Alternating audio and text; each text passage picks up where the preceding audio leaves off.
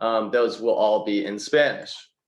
Now I want to transition to the real stars of the night. So I want to introduce the special guests that we have live from Spain. With us, we have our resident director, Megan Ruth. If you want to just tell us a little bit about SYA Spain. Sure. Hello, everyone, and thanks for joining us. This is my second year here in Zaragoza as the resident director of the program. We have a fantastic program here in Zaragoza. We have a really nice school space that's right in the center of town, and we welcome a large group of students each year who come from schools from all over the country, and we also sometimes have students that come from other countries as well besides the US. Students on our program live with host families, so that's a really important part of the experience, and I'm sure these two lovely students will talk a little bit more about that and their experience with their host families. I think one of the really big strengths of SYA Spain is our team here of staff and faculty, because we have a lot of teachers who have been with the program for all 20 of the years that the program has been here in Zaragoza. So that's a really great, piece of our program, is having teachers who really love what they do and who have been with the same school for so long. And then we also have some new teachers who have come in the past few years. So it's a really nice mix. Students do a lot of different things with our program. We get to travel with our students. They get to do some traveling on their own at times. And we also, of course, have all of the different things that we are doing with our classes and students are doing with their families. Great, thank you so much, Megan. Now I want to introduce our two students currently enrolled in Spain. If you guys want to introduce yourselves, tell us what grade you're in, where you're from, and what school you go to, and then tell us why you decided to apply to SYA Spain. Yeah, okay, hi. My name is Ari Gibson. I'm a junior now, and I go to Providence Day School in Charlotte, North Carolina. So I actually decided to do SYA just because I love traveling and I'm really interested in the Spanish language. And when I heard about the program, because I was kind of like this, or like some of the people on this probably are, where I didn't really know a lot about SYA when I came to watch this last year. And I watched it and I was like, I have to go there. Like everyone here, everyone on the chat seems like they're having such a good time. It's such a unique experience. And it was kind of just like, I wanted to see what was out there. Hi, my name is Luke. I'm from Hingham, Massachusetts, and I go to school in Milton Academy. And I kind of chose to do SYA for like a few reasons, but I was kind of lucky because my mom actually did SYA. So I've heard like all my life, like, oh, I did this at SYA. SYA is so great. And so like, I always knew about it, but that doesn't mean I like always really wanted to do it. And so my mom was like, hey, why don't you fill out the application? So I said, yeah. So I did that. I still wasn't sure. I got in, I still wasn't sure. I talked to my mom, I talked to my family, I talked to my friends, and I was like, why not? Why not do it? And it's been a good decision so far. Great. So speaking of that, if you guys, this is a pretty general question, but if you could tell us maybe one of your favorite parts of studying in Spain so far, if you can pinpoint, one thing that has stood out to you so far. I definitely think my host family and the travel are my favorite parts. My host family, I get along really well with my host sister. She's about a year younger than me. And it's like, we get along so well where when I get home, I'm like excited to tell her about my day. And it's just like so nice to have someone that's like a true sister. And so it's definitely been a really important part of this process for me. And then also the travel is amazing. Like I love exploring, I love going to different places. And so with our school, we have like several school trips, and then we can also do independent travel. And so I've just gotten to see like a lot of different parts of Spain that I've really enjoyed. Definitely my favorite parts. I would say that my favorite part so far about being in Spain is just like being surrounded by something that's so different to me. Because in the United States, trust me, it compares like not at all to what Spain's like in a good way. And so like, I'll just like have my days, and it's just like every single thing that happens to me is so different than I'm used to. But it feels so cool to like go home and then have like host dinner family, or have dinner with your host family, and just be surrounded in something that you don't know and something you're learning about every single moment that you're here. It's not something that you just inherit as soon as you get here, but something you have to work to learn. It feels really good when you kind of make steps in that direction. Great. So it sounds like you guys love living with a host family. So let's talk about that a little bit more. So tell me or tell us, what your host family structure is like, maybe how you get to school in the morning. What are some things that you do on the weekends with your host families? And how is it different to what you experienced, if you went to a boarding school or if you lived at home with your family? How is it different than last year, say?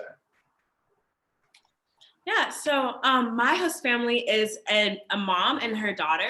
And so I love that because it's like a girl's like party night every night, which is like the best.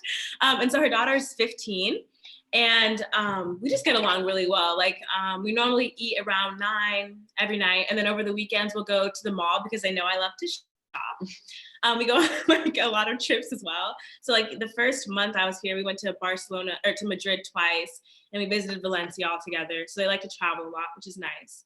And we'll go like in the center of town and walk around and that type of thing. So I come from a family with 3 brothers and sisters. And so when I was writing what kind of host family I wanted, I said something like a bigger family. And luckily I did get that. I have 3 host siblings. One is a 19-year-old girl who's studying in Madrid. One's an 18-year-old boy who's studying in Lleida, which is a city a little near Barcelona. And the younger one's 15 and he's living in a house with me. And I get along with all of them like very well. We watch TV every single night, which is like something that's awesome. I just go sit on the couch and I lay down. I have my own spot there and I just kind of, you watch whatever's on. It's great. And some things I do on the weekends, I got really lucky because my host mom, she works for a company that gives her tickets to the local basketball games. Like the Zaragoza has their own team here. And so we'll go to those games all the time. I've been to like 10 so far. It's really fun. And I would say it's different, definitely, than my life at home, just because of Spain is so different in general. Like I can't take off my shoes in the house here, which is definitely kind of weird. But I really like it a lot. It's like I said before, having this difference is what makes it so fun. Great. So now let's transition into talking a little bit more about school and your actual classes. If you guys could tell us a little bit about Fieldwork and some of the things that you've done with Fieldwork. And maybe a little bit about one of your classes, maybe your relationships with your teachers. I love my teachers. I take sociology, civilization and culture, and science as my electives. And just like all the teachers are so amazing here and they really care about making sure that you do well. And like when you first get here, it's kind of hard to like transition because everything's just Spanish. But your teachers like really make sure that you understand and they'll spend time with you like outside of school. Okay, but Fieldwork. Fieldwork is kind of like, we do it every Wednesday and it's like a way to get us more immersed in the Spanish culture. And so we'll do things like exploring different neighborhoods or like interviewing certain people in different neighborhoods to get kind of like a feel for popular opinions. And I think it's really beneficial and I really enjoy it. So at SY, I take history of art, Spanish civilization and culture, and then the history of Spain through like the lens of cinema. I like all 3 courses a lot. They're both really fun and it's really cool to be learning them in Spanish. Because before I came here, I thought it was gonna be super hard. I had no idea. I thought it was gonna be lost every single day, but so far it's been good. Like it's a learning curve, but trust me, everyone gets there. And then the teachers are all super nice. I don't hesitate at all if I need to ask them for anything. They're always there for me. And we have this like thing called Slack, so I can message them anytime, and they're always willing to respond and help me out. And then on to Fieldwork, piggybacking on what Ari said, it's like really fun. Every Wednesday we do these really cool things, and they're all different too. It's not like we're doing the same exploring the barrios every single week. We've made cheese one time. We made wine. We made wine one time. And then tomorrow we're even going independently to different pueblos, which are like little towns around the province of Zaragoza, which is where we are right now. And we're gonna explore these little towns. Awesome. Megan, do you have anything that you want to add about specific course offerings or things like that? Sure. I mean, I think just to kind of reflect on what they said, it is a learning curve, definitely. And I think I would imagine some of you all who are watching probably feel really nervous because of your Spanish level and, oh, you're not going to understand. And that is true. You won't understand at the beginning, but that's normal. And I think the teachers, I mean, because they've been doing this for a long time. They understand that there's this kind of growth process. And so, as they both said, kind of go slow at the beginning while also kind of pushing the students to be challenged while they're here. I mean, I think what Luke's brought up a couple of times about the fact that you're kind of like constantly being challenged when you're here because of the fact that everything's different. And I mean, even I, who have lived in Spain before and, have a lot of experience in this country, one of the reasons I love living here is precisely because of that. And so the teachers also know that and will, take students to explore not only during fieldwork, but some of our classes that are the fieldwork classes, they'll visit museums during class time, or we'll go out and do, especially sociology, we'll go out and do a lot of work on the streets to kind of get to know in a different way kind of what makes up the city of Zaragoza as far as the population, the socioeconomic status of people. So it's a really good kind of peek into what the city's like. Great. So coming off of that, how would you describe your Spanish ability before you left and compare it to how you feel now speaking Spanish every day?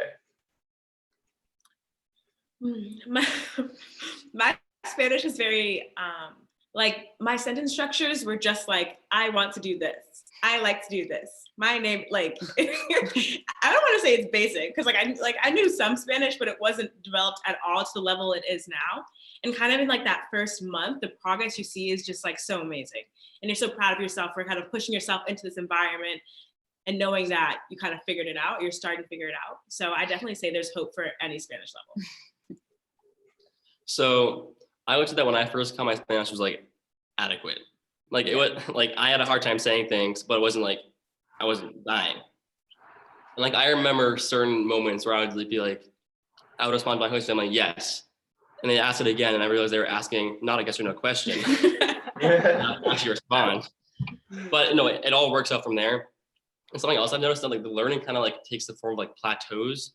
So I learned that I improved a lot in the very first month and a half, and then I kind of hit a little plateau for a little bit, and I was that's okay. But I kept on practicing. I kept on speaking Spanish, and I went up really, really fast again. And then I kind of hit a plateau again. And right now I feel I'm getting off that plateau, which is great. And it's it's not, learning is not just an exponential curve. It actually takes some. Yeah, and I would say that, just in language pedagogy, what Luke's describing, that's the norm. And so we, that's how students learn. And so it's true that it's there's this excitement at the beginning of, oh my gosh, I'm learning so much. And then, oh, am I learning enough or fast enough? And you're kind of processing everything, and then you pick it up again. And the second semester or the second half of the year is just so key to the language development piece for students, because you hit that plateau in the first part, and then you come back, and the growth that students make from here until the end of the year is always really impressive. Great. Yeah, I hear from a lot of students, who have come back from Spain, say that they learn a lot of Spanish, with their host families in class, but also in their extracurricular activities. Could you guys tell us a little bit about what you do outside of class, what kind of extracurriculars you do, maybe some that your friends are involved in also? Yeah, so I do track, I do pole vault actually. And so I go at least 3 times a week, every week. And it's just really fun. The first time I went, I was so nervous. Because it was also at the beginning, and I was my Spanish isn't that good. They're going to be speaking really fast. I'm going to be stressed out. But I went, and now I look forward to going and talking to my friends, and we make plans to go out. It's just really good. So so I suggest doing an extracurricular because it helps you a lot to kind of make friends from Spain and to be a part of a Spanish friend group and not just friends from the program SY. So I do cross country here in Zaragoza, and one of the things I really like about doing that is that I've gained friends here in the city, and also when I show up to it's a really funny group because it's a group from kids 8 years old to people 50 years old. So it's an interesting vibe of the practices. But I show them, they're hey, it's Luke, and they all know who I am. They're all talking to me. They're not treating me like I'm this crazy foreigner. I've become a part of this team at this point. And I do races on the weekends with these kids. There's 3 or 4 of them I become really good friends with. Awesome. Well, guys, I just want to address everyone who's watching right now. There's going to be a quick Q&A session in probably like 10 or so minutes. So if you want to start typing in your questions in the chat box now, we'll get to them in a bit. So while we keep going. Great. Yeah. Those both sound like a lot of fun. Are there any really unique things that any of your classmates do, after school, things like that? Can you think of anything? Well, I mean, I know what all the kids pretty much are doing because I get a report from the extracurriculars coordinator, so I can probably fill in there. We have students, I mean, there's such just an incredible range of things that students do. And we have students taking dance classes, ceramics. We have a student on a rugby team who decided to start playing rugby this year. Just, he hadn't played before, and that's been a really great experience for him to start a new sport and also get to know people through that sport. We have students who do choir, who are in choirs here locally. I mean, one of the really nice things about Zaragoza is its size. It's famously the 5th largest city in Spain, I think. So, that means that it's big enough where anything you would want to do, you can find that thing to do. It's pretty hard to come and not have. I mean, we have students who row. We have students who, of course, play soccer. Boxing. Boxing. We have a student rock climbing. Actually, this year we have a pretty a larger group than last year who are going to the climbing gym a lot. So anything that you are currently doing, you could do when you're here in Zaragoza. Well, I'm not going to say anything, but probably most anything. Yeah, it does sound like a really diverse range of things, options. What are some other things about Zaragoza that you have really enjoyed? Certain aspects of the city that you like? Okay. I love how you can kind of just walk down like the main street. We have like Paseo de Independencia, and like people just meet up and we'll just like walk up and down that street. And that's just something that's like so not Charlotte, North Carolina, but I love it. And like, there's just like a lot of different aspects of like the Spanish culture that have been really fun to get used to.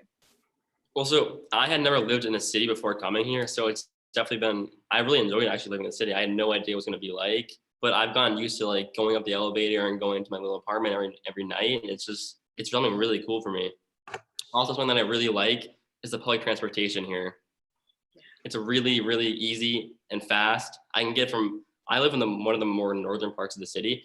I can get from all the way from my point to like opposite side of the city in probably about 45 minutes. And it's not a small city. It's about 600,000 people. That just goes to show how fast you can get around this place. Yeah, we have students who use the tranvia to get to school, take the bus. There's a lot of students who can walk. We have a few students who ride a bike. So, I mean, all of our students live close enough to be able to get to school within a half an hour, but a lot of students are getting to school, the majority, I would say, between like 5 and 15 minutes, either walking or taking the tranvia or the bus. Cool, sounds good. So another big, kind of a big picture question. What are some of the lasting impacts you think SYA will have on you after you leave? I know you guys have only been there for a semester, but what are some of the things that you think will stick with you for a long time? I think my confidence has grown a lot and my like independence. Like before it was kind of like, if I was late to something, I was like, no, like my mom was slow. Like it's not really on me. And like here it's on me, and I've kind of learned to be like, whatever happens, if I'm not doing well on something or if I'm doing really well, it's my fault. And it was because of something I did. And I think that's really important. It's helped me to kind of understand like the importance and the impact that I have, like that I have, to understand that like I control a lot, which is cool. I would say that one of the things that I will definitely learn is how to be wrong, because my Spanish is not perfect. It's nowhere near perfect. And so I go home and I make mistakes every night at dinner table. And so I just have to learn from that. I'll maybe say something and they'll be like, oh no, you can say it this way. And I'll say, okay, yeah. And I'll try to say it that way the next time. And I go on learning from that. And so like nowadays I'm definitely not as like scared to say something because I don't know it's right. I can say something and I can be like, if it's wrong, it's wrong. Like, who really cares? I'm just in I miss my host family. Like, what's the worst that's gonna happen anyways? They're gonna say, oh, that's actually like, maybe you can say it this way, it's a little bit better. So I've kind of learned to just be myself, not kind of hold anything back. Well, I have a question for you guys. Have you tried any Spanish food that you particularly love or that you think you're gonna, miss when you go back home? Okay. Okay. The chocolate croissants, like Napolitanas, are my absolute favorite. Like, I'm just gonna like cry when I can't have those every day. But also, like, there's just a lot of good food here. Like, I love the tortilla de patatas, which is like is it called Spanish omelet? Yeah. Yeah. So that's really good. And like, there's bread with every meal, which is also really good. The gym is important. One of the things that I love here is the ham. The ham is just so good. The jamon. Yeah, the jamon. And I got lucky because my host mom works at a company where, I don't know, they gave her ham for Christmas. And so we had like one of those big, like, A leg. pig leg in my house, and they would just like cut off the nice slices of ham. I'd be like, this is so good. Awesome. Well, thanks, guys. We're having some questions coming in. So Right. Julia wants to know, do you think a year abroad in Spain is better than a semester? Yeah. Because you like have the time to like, because kind of in the first semester, you're trying to figure everything out. So then right when you get comfortable, you have to leave. So I would like suggest more like a year. Yeah, I would say definitely, because like when we were nearing a semester, I was like, already? Like, Yeah, it did not feel like we were here for that long. So I think if we're gonna come here, it's got to be a year, because it feels like we have time left, but it's gonna fly by. I already know it. And so just to actually like make an impact on yourself, I think a year is necessary.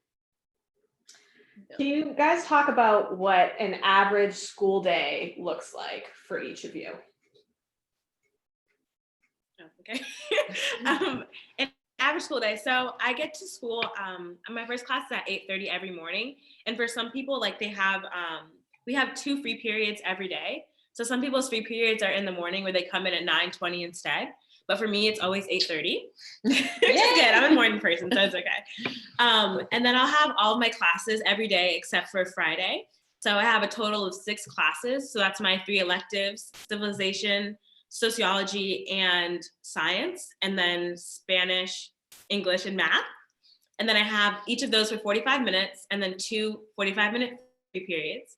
And then we also have a 30-minute break, like descanso, like to get coffee or whatever in the morning. Yes. And then lunch at 1:20.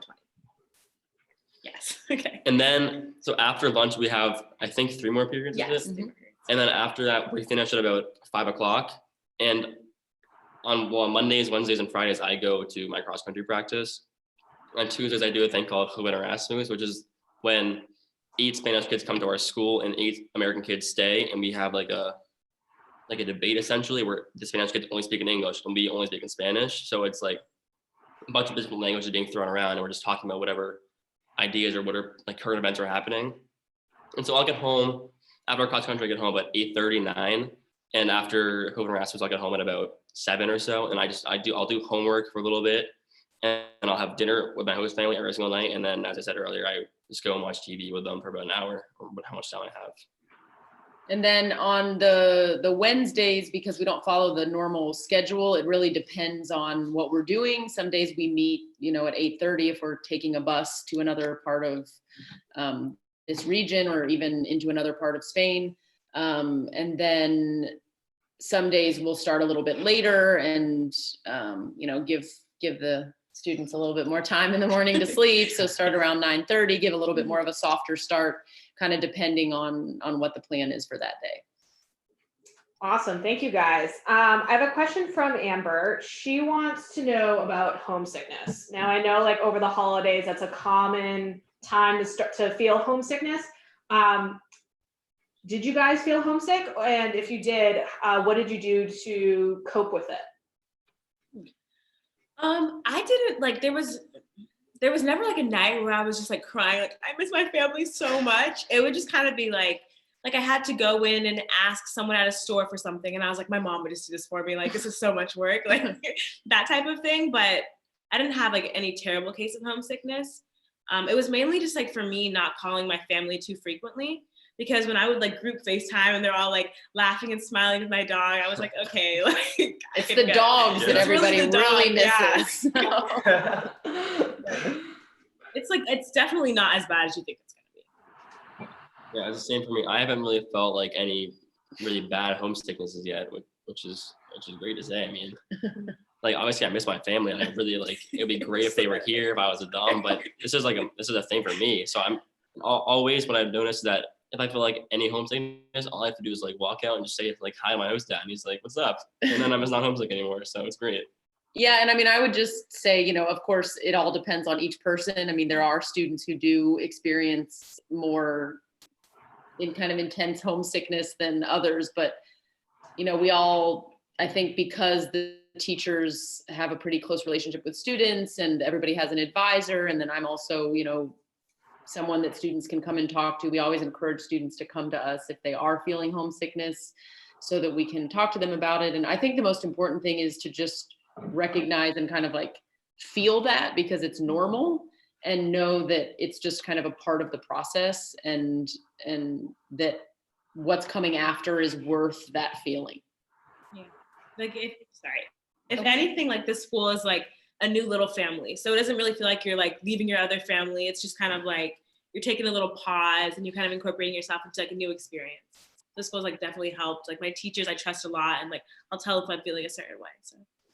And like my other friends too, because when I first came here, I was like, wow, there's a lot of new kids I just don't know. And so like I had to meet all of them, and it took, I mean, it did like a while, but it took some time to like get to know them, to be able to like actually have good connections with them. But now it feels like, I'll think about the kids in my old school, and they just seem so like distant. Because the kids who I have all around me are the kids who are helping me every single day, and they're always here for me. It's a great community at the school. Speaking of the other kids at SYA, how easy or hard was it to make new friends? So easy. I was so nervous. I was like, I have to say hi to everyone. Like first impressions are the most important. But like everyone, I can say everyone at the school is my friend. And that's not like through me putting like some extreme effort. Like it's really easy to make friends here. Yeah, I would say the same thing. On the plane, I was like, I don't know who's around me. I don't know like who these people are. But like 2 days in, I was completely fine. All the kids, I mean, after all, it's not like I'm the only kid that doesn't know everyone else. Yeah. No one knows anybody. So you get here and everyone's in the same situation. And so it's not that hard. Kids just kind of reach out anyways. All the kids made a decision. So they're all going to be happy to be here. So just yell going and you're fine.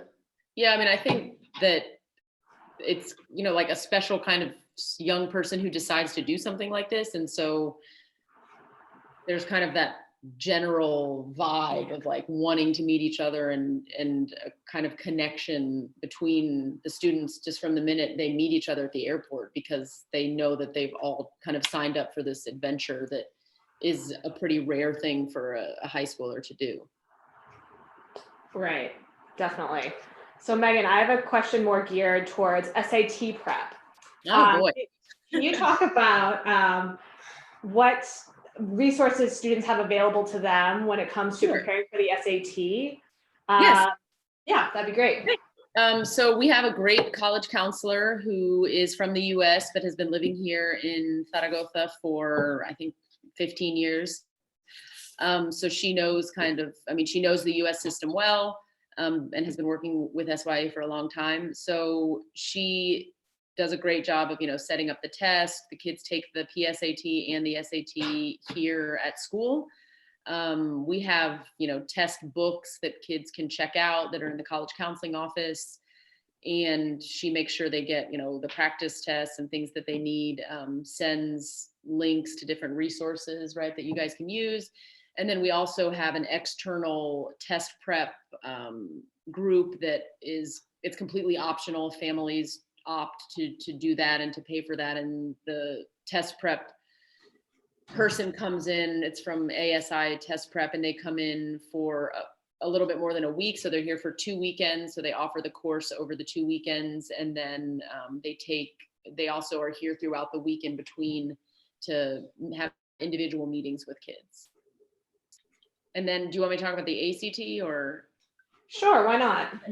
So we are no longer an actual ACT test center because it is now it's computer based, and we don't have, students can't take it on their own computer, and we don't have a computer lab. But we do allow students to travel to Madrid or to Barcelona, where there are test centers that our students can sign up for, to go and take those tests. So we have a student actually that's going this weekend to take the ACT. So for the ACT, that test prep organization that comes in also offers ACT test prep. Awesome. Well, kind of in the same vein of questions, we had someone ask about how do you think SYA is going to affect your chances when you apply to college? So I'm sure there are some students who are seniors, or you guys might be thinking about college. So Megan, I don't know if this question is more geared to you or to either you, Ari, or Luke. Yeah, how do you think SYA is going to affect you applying to college? Yeah, one thing I will say is that in the English class that we have here, we have a lot of projects that are kind of more, like we had one project that was called the Cultural Inventory Project. And it was kind of about like choosing something about yourself that you think is like inherently you. And like writing pieces like that really help you kind of prepare for writing your college essay, I think. So that's one positive. I would say just having been here for a year, and like you can put that on your college application that I went to Spain, I lived there for a year. That's definitely something that's going to set you apart from other kids. I wasn't just in my junior high school classes going through like everyone else. I chose to come here, come out of my comfort zone, do something else, and that definitely stands out. Yeah, I mean, I would say that, I mean, you can see from, you know, the schools that a lot of our students get into that it's a positive to have put yourself out there and done something that's risky. I mean, a lot of the things and the skills that the students are gaining here are things that a lot of people don't really have to deal with until they are in college. So what Ari was saying earlier about, you know, independence and kind of taking responsibility for yourself and all of those things, you're having an opportunity to grow those skills much earlier than most students would. Most students don't have that opportunity until they actually go into college. And then I should also mention that I think that the experience here can sometimes have the positive effect of making people kind of think a little bit more about what actually is going to work for them. This experience can really change where the direction people head, as far as what they decide to study, where they decide to go to school. I mean, we have one student who graduated a couple of years ago who is in Madrid for 4 years for school. So she's at St. Louis University, Madrid, and she's actually coming to our campus in a few weeks with a rep from that school to talk to the students about opportunities to study in Spain. So I think it also kind of opens people's eyes to the idea of studying in Europe and studying abroad in college again, things like that. Yeah, that's definitely true for me. I know that I've kind of been here and I love it so much that I'm like, I'm really interested in languages. Like, this isn't just something I thought I liked. And then it's also like kind of looking at or thinking about going back abroad during college, which is not something I don't know if I thought about before. So. Great. Well, thank you guys. I think we only have time for a couple more questions. So if we didn't get to answer your questions, one of our assistant directors of admissions will be sure to get back to you, especially if we have your name, then we should have your email address and we'll be sure to answer your question at a little later time. So let's just talk quickly about, we had one question about just school in general, SYA Spain. Is it similar to school back in the US, or what are some similarities and what are some differences? I think it's pretty different. Well, like there's a lot of similarities. Like in the same way that my teachers in the US kind of care for me, they care for me here. But I feel like it's just everything's a little bit closer. Like the community feels a lot closer. And of course, all your classes are in Spanish. So that's a pretty big difference. But the workload is manageable, like as it was for me in the US. So one thing that I kind of noticed is that SY, I would say, is like a halfway point between like an American school and like a Spanish school, because I think you have too. Mm-hmm. I did a thing called the intercambio, which one kid from a Spanish high school came here for the day, and I went to that Spanish high school for one day. And so through that, I made friends, first of all, and also I like experienced what it was like to be in a Spanish high school. And although we're not exactly there, what we have is very good because we can, first of all, stay connected to America, but still at the same time, like incorporate Spanish into like how we're learning.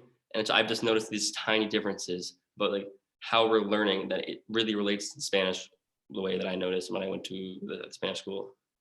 It's like the best of both worlds, for sure. Great.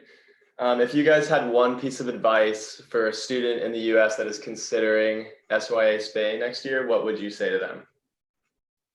Do it. Come here. It's like, you will not regret it. Like in no time have I regretted coming here. And it's like, you just learn so much and you feel so good about yourself. So there's literally no reason not to come, basically. Good endorsement. Thank you. One thing I would say is just be with their host family all the time. I have been with them a lot. I do not regret it one bit, because one of the biggest things is that you're living with people you've never met before when you get here. I got off the bus and there were just 5 people I did not know, and they brought me to their house, and I was like, this is my home for the next 9 months. But after a few days, it was great. They're so nice to me. The families have been chosen. Most of the families have been families for years at this point, 5 or more, I would say most. And they know what they're doing. They've lived with these kids before. They welcome me with open hearts from the start. It's been an amazing experience with my host family. Awesome. I would just say, I'm going to echo what Adi said, and I have said this other times, but that I have talked to lots of people in my life who have said like, oh, I wish I had studied abroad, or I wish I had lived abroad. I mean, especially, adults and people my age or older, but I don't remember ever talking to someone who was like, oh, I never should have done that. So I think, that just is kind of like the key, is that as scary as it might seem and as risky as it might seem to go and do something so different, I don't remember ever talking to someone who was like, oh, that was such a mistake to go live in Spain for the year. Great. Thank you guys so much. I think, Bryce, you want to talk a little bit about financial aid and deadlines and all that fun stuff? Sure, yeah. Thank you guys. You guys were awesome, absolute rock stars. As we're wrapping up, I'll say a little bit about financial aid. So SYA gives lots of financial aid, both need-based and merit-based. So last year, about half of SYA students received financial aid, and the average grant was over $30,000. So there's lots of opportunity for aid. We also offer 12 merit-based scholarships. So I definitely encourage you to apply and see how much aid you get.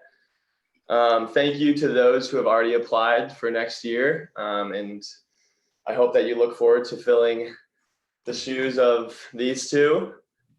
Deadlines. Yeah, the application is due February 12th. So if you haven't started yet, it is a perfect time to get started. There are 2 parts of the application. The first part is mostly just personal information. And then the second part is you have to have a recommendation from your advisor, a recommendation from your language teacher, a recommendation from an English teacher. And then there are some personal essays that you have to fill out as well. So definitely get started on that. And the financial aid deadline is the same as well on February 12th. So yeah, if you asked a question and we didn't get to answer it, we'll do our best to get back to you, as Shauna said earlier. But yeah. Yeah, and so if you need more information, again, an assistant director of admissions can answer any questions. Actually, on our website, we have a feature where you can sign up to talk to one of us about SYA in general. So feel free to do that. Definitely check out our website. We have a bunch of FAQs up on there and a lot of information, both about SYA Spain and just SYA in general. And also, if you haven't done so already, be sure to follow us on Instagram. We like to post what's currently going on with us at school, and we get a lot of stories from students. And it's a great way to see what's actually going on campus. So guys, thank you so much. Thank you for joining us. It's been a pleasure having you. Good luck with the rest of the school year. And please just wave goodbye to everybody, and thanks again for joining us. Gracias. Hope to see you Gracias. next year. Hasta Bueno, luego. All right, hasta take care, luego. guys. Bye-bye. Bye.